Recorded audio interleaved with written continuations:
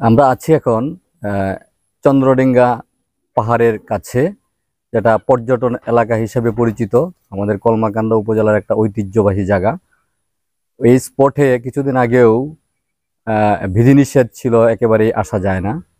বর্তমানে বিজিবির অনুমতি নিয়ে সীমিত পরিসরে, বিশেষ করে দূর দূরান্ত থেকে যারা আসে, আমাদের বাংলাদেশ সীমানায় যে চন্দ্রডিঙ্গা খ্যাতিত যে পাহাড়টুকু রয়েছে, পাশাপাশি একটা বট বৃক্ষ রয়েছে, সেখান পর্যন্ত তাদের অনুমতি নিয়ে যাওয়া যায়।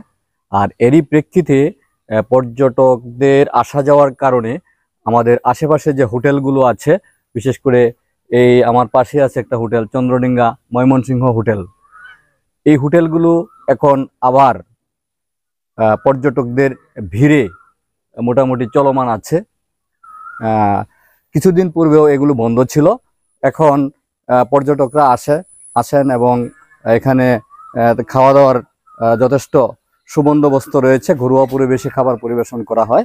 আমরা এখন জানতে চাইব এই হোটেলের মালিক যিনি আছেন ওনার কাছ থেকে, যে আপনাদের এই হোটেলগুলো এখন কেমন পর্যটক আসে বা আসে কিনা। আসসালামু আলাইকুম।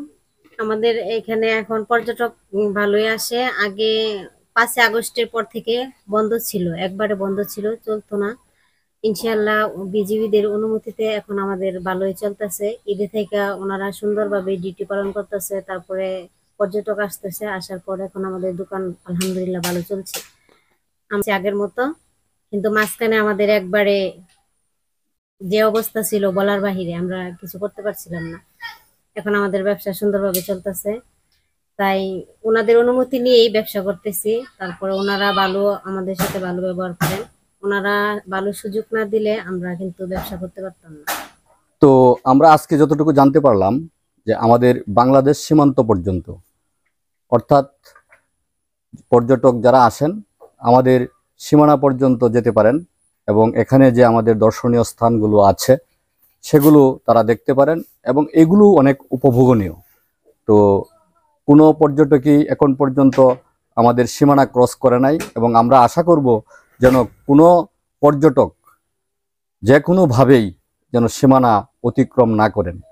কারণ আমাদের এই ঐতিহ্যবাহী স্থানটুকু এবং সৌন্দর্যের যে লীলাভূমি, সেটা প্রকাশ হওয়ার জন্য আমরা আমাদের নিয়ম মেনে যতটুকু উপভোগ করার দরকার আমরা ততটুকুই করব। ধন্যবাদ সবাইকে।